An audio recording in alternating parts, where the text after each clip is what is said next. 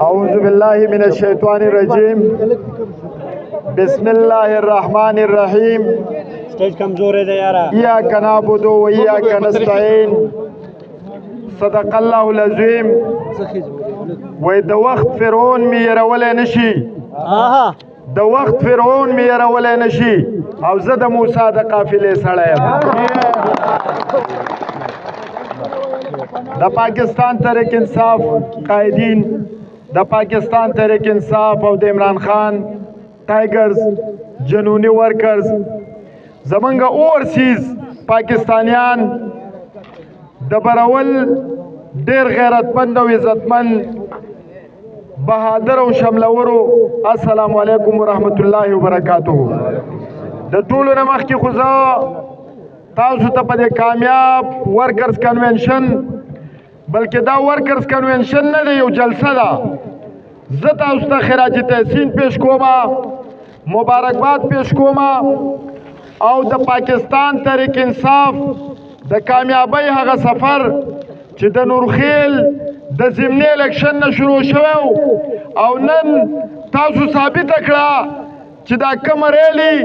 دا کم ورکرز چې په کم جنون او په جذبه باندې راوتی دي نو زه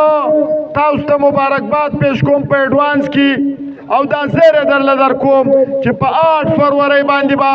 ان شاء الله برول د پاکستان تحریک انصافي برول به د عمران خاني برول بستاسوي ان شاء الله تعالی عزتمندو مشرانو تفصیلی خبرې کړې دي زه صرف یو دو درې خبرې کول غواړم اولنۍ خدا چې زمونږ د دیر عوام همیشه یو ګیله کوي وای دیر ترقی نه کوي نو صاحبه دیر به څه ترقی وکړي چې کله موقع راځي نو موږ اپوزیشن خلک چې دی نو په اقتدار کې لیږو سوات وایي ترقي وکړه او دیر پاتې شو نو د دیر نه چې کم نمایندګان تاسو لیږئ هغه زما استاد آینده د مستقبل زما استاد د ستونزو زما استاد د مسلو د دې د هغو سره فکر نه د هغو فکر د څه سره چې زه اوس منتخب شوم آینده به بیا څنګه الیکشن ګټم د دې لپاره هغوی اسمبلو ته ځي د دې لپاره هغوی اتحادونه کوي د دې لپاره هغوی په اقتدار کې راځي ورونو دا یو خبره نن واضح کوو د براول عوام به زمانه خفه وي زمانه به ګیلم کوي او ګیله حق هم ده خفګان حق هم ده زما څخه خاص کر د جمیل خان ډیر زیات بس جګړه را سره وای ته غم خادي کې حاضر نشوي ټلیفون چې دین واټن نشو نو ورونو تاسو نه یو تاسو کومه د دې بنشي نه واخله دا غلوري نه واخله د خګرامه پوری دا غسواد د باډره پوری دا کومرات د اخرنی حدود پوری او دغه سید سلطان خیل پند خیل چې څومره حدود دي ډیر دی لوري دا یو امنه پاکستان تحریک انصاف ته ملاو شوی دی اسی تاسو وای دا یو معنی با الته په اسمبلی کې کردار ادا کوي زما سه صوبایي اسمبلی ممبر نو پاغي کې ما خپل کردار ادا کاو او بیا هم ما کوشش کړه د زغم خاده کې مزیر شوی ما دا سینه دا حکم بازیر شوی ما دلته کې پروګرامونو لم راغلی ما دلته کې چرته کې که حادثاتي سو واقعات راغلي دي پاغي کې مې خپل کردار ادا کړی دی و عزتمندو تاسو یو د قومي اسمبلی ممبر لګلو اوس موږ تاسو ته د دې یو قومي اسمبلی ممبر چې د وفاق سرسي بجلی د وفاق سرسي ان ایچ ای کم چې مین هایویز دي د وفاق سرسي د نادر افیسز د ګیس محکمه ورونو د وفاق نه ما په دې جان صاحب خبره وکړه چې مونږ ته ګوره 3.5 کال نه دی ملاو شو زه چې کله مونږ چې په اقتدار کې رالو په 25 جولای باندې الیکشن شوی او بجټ کله پاس کېږي په جون کې مونږ چې کله په اقتدار کې رالو نو په غزل په مارچ اپریل کې دوی بجټ پاس کړو زما په خیال کمې و او د بجټ هغه موقع تللی و 2019 کې بیا بجټ پاس شوی دی 2019 نه پس چې کم دوه نیم کاله موږ ته میلاو شوي دي هغه هم په کرونا کې تیر شو ورونو په دې دوه نیم کاله کې موږ درې د نادرا افیسز چې دي منظور کړي دي یو د برول په مقام باندې یو د کلکوټ په مقام باندې او یو په واړی کې غټ نادرا افیس او د فیمیل د پاره ځان لا افیس دوه ګریډونه موږ اپډیټ کړي دي په 1985 کې ګریډ جوړ شوی دی او د 1985 نه د 2018 پورې د دې اقتدار پاتې شوی دی په 66 کې وی 66000 ट्रांसफार्मर چې دی نو دا منګه اپګریډ کو او منګه دا 132 چې دی نو دا اپګریډ کو د واړې ګریډ سټیشن اپګریډ شو او ورونو دوی یو پروپاګاندا کوي چې راغه موټروي څه شو نو زه دوی نه دا تاسو کوم چې تاسو ماته आवाज وخایي چې تاسو چرته موټروي د پاره आवाज چت کړی دی आवाज یو چت کړی دی تاسو دې نماینده 2000 په قامي سملې کې د موټروي د پاره आवाज چت کړی دی او هغه موټروي زه درته بیا خپل کارکردګي وایم چې پای کې څه شوي دي عنایت الله صاحب ډېر قابل سړی دی په بجټ باندې ډېر ښه پوهېږي او زه د سټیج نه هغه ته دا چیلنج ورکوم که زما په دې خبرو کې یوه خبره هم دروغ وي نو هغه دي د دې خبرې تردید وکړي چې موږ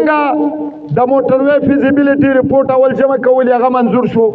بیا پی سی 1 منظور شو د پی سی 1 نه پس د هغې ټینډر شوی دی ټینډر ایوارډ شوی دی د ځمکې دپاره څه کم 5 ارب روپۍ په پراوینشل بجټ کې منظور شوي دي او عنایت الله صاحب که د دې تردید وکړو نو بیا به زغه دوی وایي دا چې شین کتاب ته وخېږي نو منظور شي نو شین کتاب ته ختلی دی نه راختلی را دي چې عنایت الله صاحب دې د دې تردید وکړي چې او د موټروي د ځمکې دپاره 5 ارب روپۍ چې دي نو دا نه دي منظور شو عزتمندو د دې نه علاوه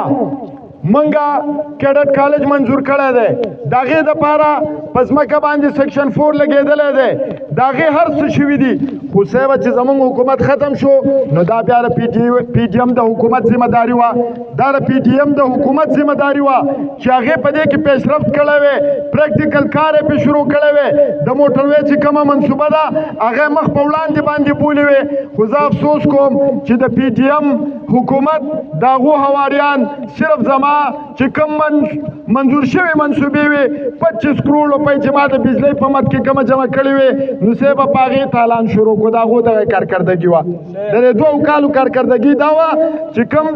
د بجلی د په مد کې موږ پیسې جمع کړې وي سامان منظور شوی هغه سامان یې راوړو په خلکو باندې تقسیم کو ورونو ښې وکړه دا هم د دې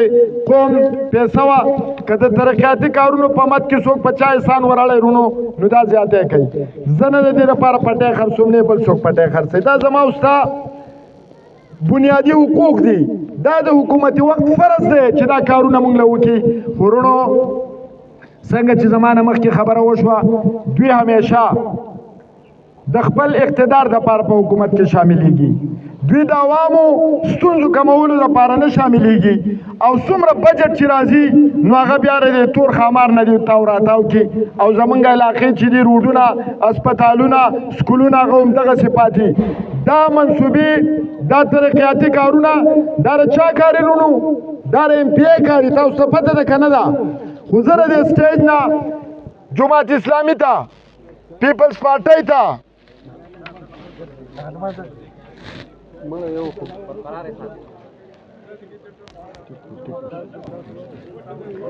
زه چیلنج ورکوم چې زمانه مخکې 15 کاله یې معنی پاتې دی زمانه مخکې 15 کاله یې معنی پاتې دی د هغې نه مخکې 15 کاله یې معنی پاتې دی د هغې نه مخکې په 2002 کې مولانا اسدالله صاحب یې معنی و رونو د برول د قام په مخ کې دا یو چیلنج ورکوم که د دوی کارکردګي د دې 15-20 سال کارکردګي ستاسو د تحریک انصاف د ایم این اے نه د دې 3.5 کالو کارکردګي نه سیوا وه د دوی تله پې درانه وه نو زه نن اعلان کوم چې زه به د 8 فروری نه مخکې د الیکشن نه دستبردارېږم او که زموږ تله پې درانه وه د دې 3.5 کاله نو بیا زه دوی ته وایم چې الیکشن نه خو تاسو نه دستبرداره کېږئ خو درو خلکو ته مه وایئ صرف دا یو مهرباني وکئ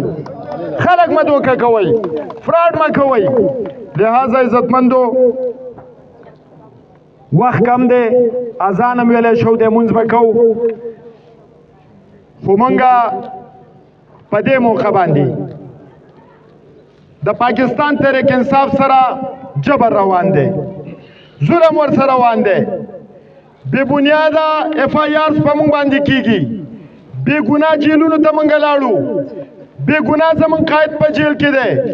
زمونږ او ستاسو خویندې نن هم په کوټ لکپت او په اډیاله جیل کې بې ګناه قید دي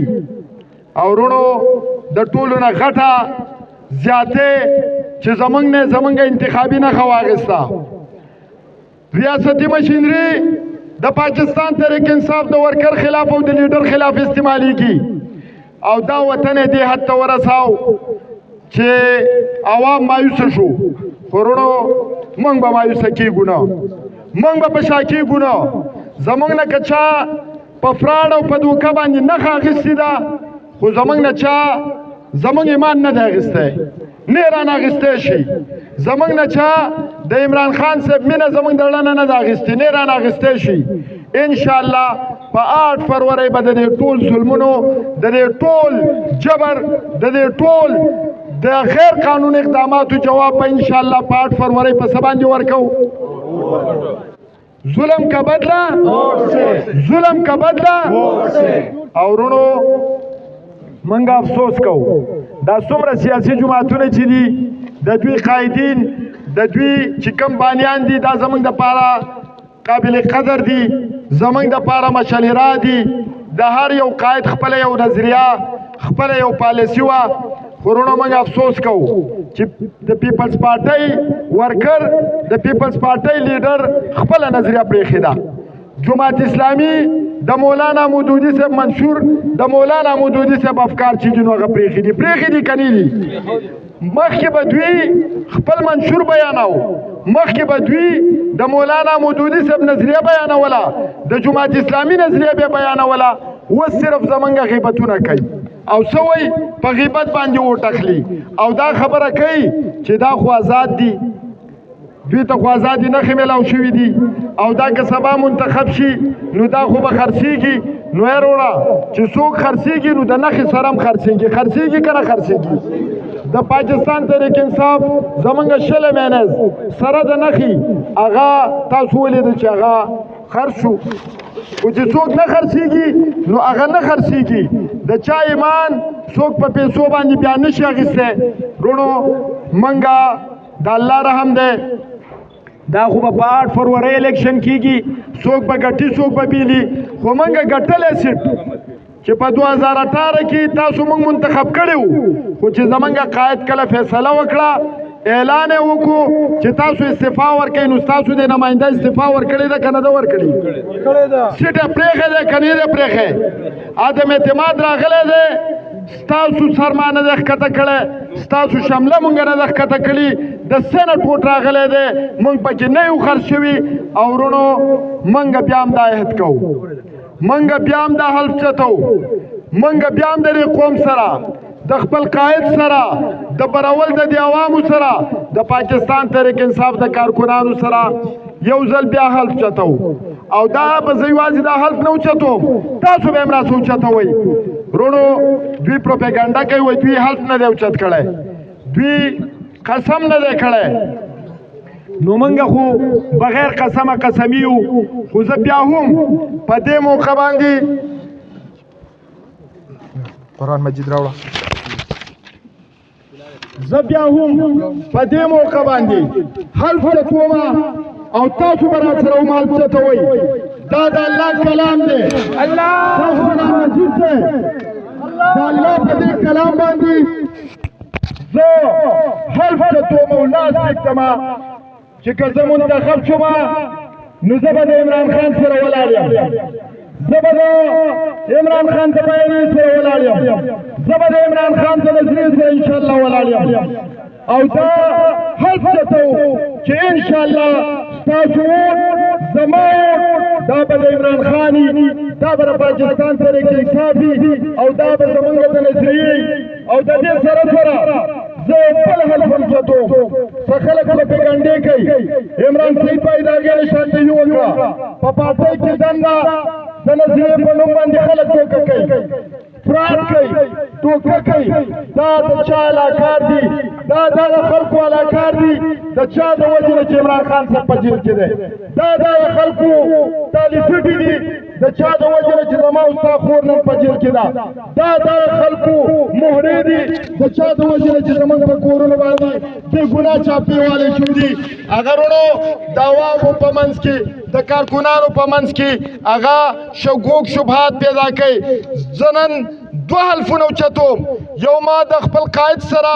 د وفادارۍ حلف اوچت کو او دویم حلف زه دا اوچتوم چې په دې 3.5 کاله کې که چرته پوسټونه شوي چرته نوکرۍ شوي په دې کې ما چرته کرپشن کړی نو زه الله حاضر ناظر کومه په دې قرآن زه حلف چتومه چې ما چرته کې ستاسو د قوم په مال کې خیانت نه دی کړی زه بیا حلف چتومه چې ما د دې قوم په مال کې قصداً خیانت نه دی کړی سهون که زمانه غلطی شوي نو هغه به الله ما معاف کوي تاسو به مې معاف کوئ خو زه الله حاضر ناظر کوم چې په سرکاري نوکرو کې په پوسټنګ ټرانسفر کې په ترقیاتي کارونو کې ما که د عوامو حق والی نو الله ګواه دی او دا قرآن مجید ګواه دی انشاءالله موږ به ستاسو امانت ستاسو ووټ انشاءالله دا په صحیح ځای کې استعمالو انشاءالله استعمالو او زه په آخر کې یو ځل بیا زه تاسو ته یو ځل بیا زیره در کومه مبارکباد درته پیش کومه چې دا برول واحد برولو نور واړی خو مخکې فیصله کړې وه پرون تاسو ولې د ډوک درې فیصله وکړه کلکوټ تحصیل فیصله وکړه لرجم فیصله وکړه او نن چې تاسو فیصله وکړه نو انشاءالله تعالی زمونږ ورسره بیا دغه د شاهي بارډر چې دی نو دغه هم ورسره برید دی دې خوا به انشاءالله تحریک انصافي او اخوا چې دی که څوک تګ غواړي نو زه د انشاءالله زه په دې موقع باندې زمونږ یو جنوني ورکر وحید الله را غواړم رونو دغه ځوان دی د پاکستان تحریک انصاف دی جذبې له به څوک څنګه شکست ورکړي دغه ځوان دی څه شو وحید الله رومانه راوله دغه ځوان دی راشه وحید الله دغه ځوان دی چې د واده په ورځ باندې واده شوی او دا جیل ته تللی دی زه ورته خراج تحسین پیش کوم دې جذبې ته به څوک شکست ورکړي دې جنون ته به څوک شکست ورکړي انشاءالله ستاسو دا جذبه ستاسو دا جنون دا به انشاءالله د پاکستان تحریک انصاف د ګټې پیش خیمه ثابتېږي رونو په دې وخت کې د ترقیاتي کارونو خبرې نه کوو نه په دې سیاست کوو ما تاسو ته واضح کړه او کلیر مې کړه چې ستاسو د MNA د 3.5 کاله کارکردګي په کارداره ده جماعت اسلامي والا ته تاسو ووایئ که نه وي د خپل MNA موږ ته چېرته کیسه نښه راوښیه زما خو به په هر یونین کونسل کې انشاءالله تعالی تاسو ته نښې په نظر راځي په هر ویلیج کې به انشاءالله تعالی څه نه څه کار شوی کم به شوی خو شوی دی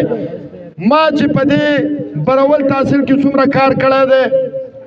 زه چیلنج ورکوم چې ستاسو MNA دې ماته په غونډه ضلع کې راوښیي چیلنج ورله ورکوم تاسو ماله MPA راکئ بیا به زه خپل MPA دلته ودروم او بیا به ورسره حساب کوو یو MNA م ورکړی او د هغې کارکردګي د قوم د مخې ده عزتمندو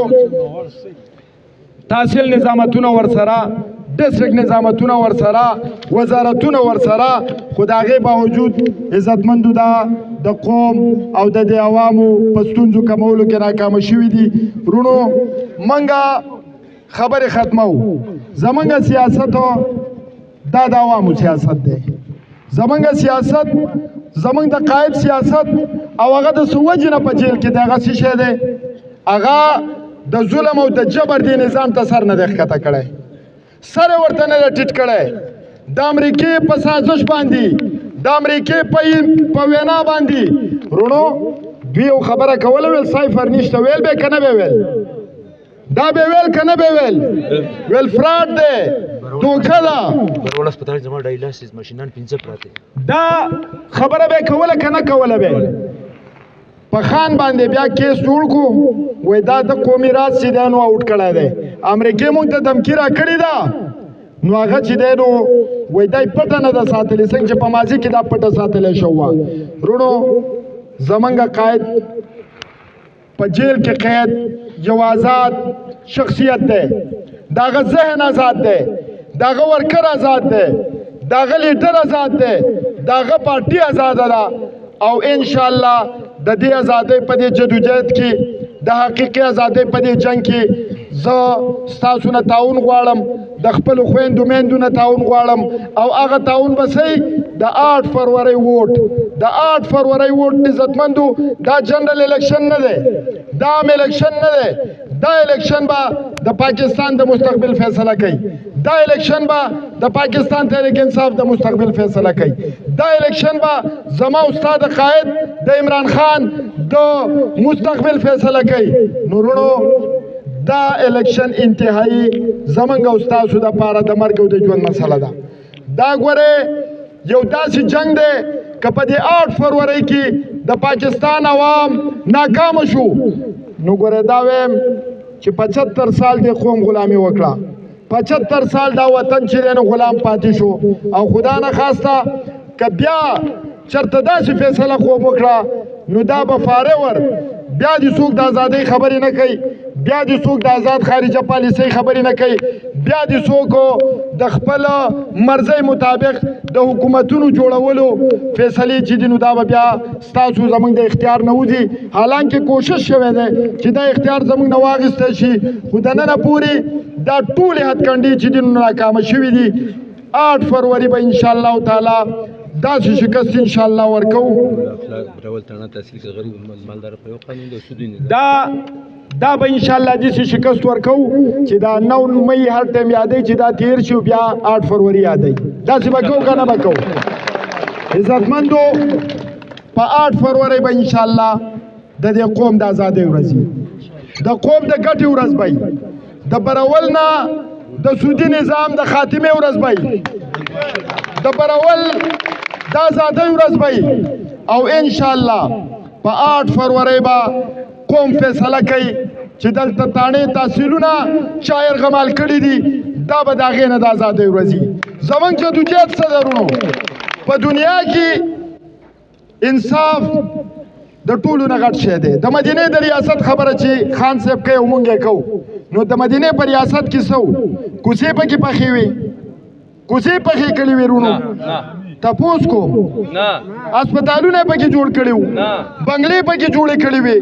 نهرونه پکې راوستي وو نو بیا ولې موږ وایو چې یاره موږ ته د مدینې ریاست پکار دی ولې موږ بیا د مدینې د ریاست خواهش اظهار کوو انصاف و پکې عدل و پکې نظام و پکې د غلامۍ نه د انسان د غلامۍ نه انسان آزاد شوی او د الله په غلامۍ کې ورکړی شوی وروڼو دلته کې چې دا کم نظام دی دا د جبر نظام دی دا د ظلم نظام دی دې نظام ما او تا د تاڼې غلام کړي یو د SHO غلام کړي یو د والدار غلام کړي یو د ملک غلام کړي یو د زورور غلام کړي یو د ټوپکمار غلام کړي یو منګه دغه انصاف دپاره منګ د عدل د انصاف د پاره جدوجہد کو منګ په دې وطن کې د قانون د حکمرانۍ جدوجہد کو منګ په دې وطن کې د انصاف د پاره جدوجہد کو منګ په دې وطن کې د آئین د پاره جدوجہد کو منګ په دې وطن کې ستاسو د عوامو د دې روان نسلونو د حقوقو د پاره جدوجہد کو او ان شاء الله دا جنگ به که خیر په شریکه مونږ ګټو خپل خان به ان شاء الله مونږ وزیر اعظم کو او دا به په تاریخ کې په اول ځلې چې د یو غټ سیاسي ګوند نه د یو غټې سیاسي پارټۍ نه د هغه انتخابي نشان واخیستی شو خو قوم بیا هم د هغو د نمایندګانو په حق کې فیصله وکړه او ان شاء الله په جیل کې قید زما او ستا دپاره صحبتونه چې برداشت کوي تندې برداشت کوي ولګې برداشت کوي ظلم برداشت کوي جبر برداشت کوي دا به انشاءالله د ووټ په طاقت باندې انشاءالله موږ راوباسو عدالتونه نشته صاحبه عدالت خو تاسو ولیدو چې پاوکم په 12 بجې فیصله کوي پاو سات پاتې دی د نښو دپاره پاوکم په 12 بجې فیصله کوي وای منګه د پی ټی آی نه داغو انتخابي نه ځکه اخلو چې د دوی انټرا پارټي الیکشن کې خامیانې دي. دوی صاحب د نورو پارټیانو څه پوزیشن دی، د نورو پارټو څه کم ځای کې الیکشن کړی دی، د نورو پارټو چې دی نو په کم ځای کې مقابله کړې ده. لہذا دا یو فراډ وشو، دوکه وشوه. دا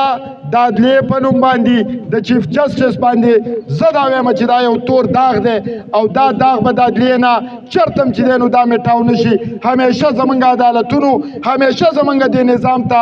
دوام ورکړی دی او څه قوتونه دا غواړي چې سټیټس کو برقرار وساتي، څه قوتونه دا غواړي چې د ظلم او د جبر دا نظام برقرار وساتي. خو انشاءالله په 8 فروری به ګورئ زمونږ د جماعت اسلامي سره مقابله نه ده، دا واضح کوو. زمونږ مقابله د جماعت اسلامي سره نه ده، زمونږ مقابله د پیپلز پارټۍ سره نه ده، زمونږ مقابله د بل سیاسي ګوند سره نه ده، زمونږ مقابله د سیستم سره ده، زمونږ مقابله د نظام سره ده، زمونږ مقابله د ظلم سره ده، زمونږ مقابله د جبر سره ده. او انشاءالله منگ با دا دی سسٹم نا انتقام اخلو، منگ با دا دی نظام نا انتقام اخلو.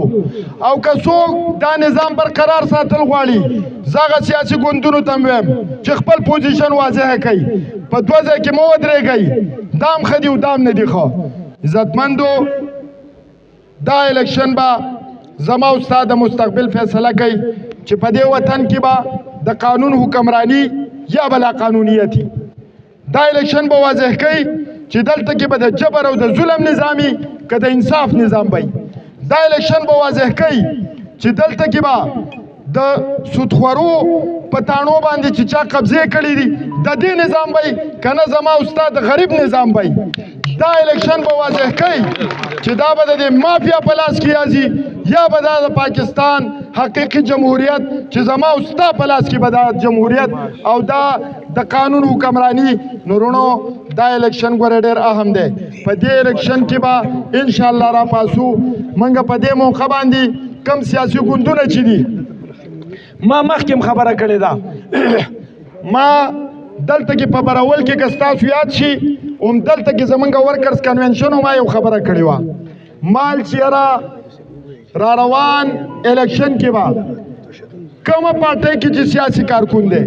کومه پارټۍ کې چې سیاسي ورکر دی، کومه پارټۍ کې چې د نظریې په بنیاد باندې سیاست کوي نو دا پاکستان تحریک انصاف ته راځي. دا مې ویلي و که نه؟ او هغه ثابته شوه، هغه ثابتېږي انشاءالله. زمونږ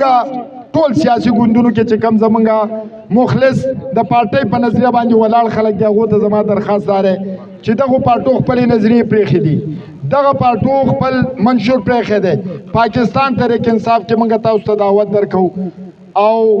په کم ځای کې چې ظلم کېږي او جبر کېږي پکار دا ده چې د حق ملګرتیا تاسو وکئ. او انشاءالله زما دا یقین دی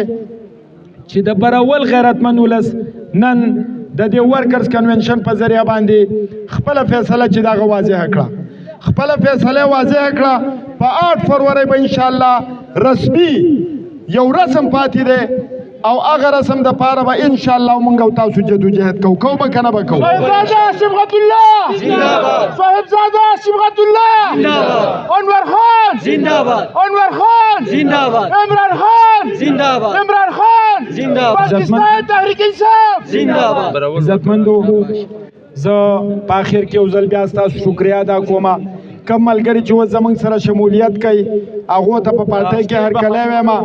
هغو ته مبارکباد پیش کوم او انشاءالله دا ډاډګیرنه ورته ورکوم چې را روان مستقبل د عمران خان دی، را روان مستقبل د پاکستان تحریک انصاف دی او انشاءالله په شریکه سره به انشاءالله دا جنګ ګټو. زه یو څو نارې وایم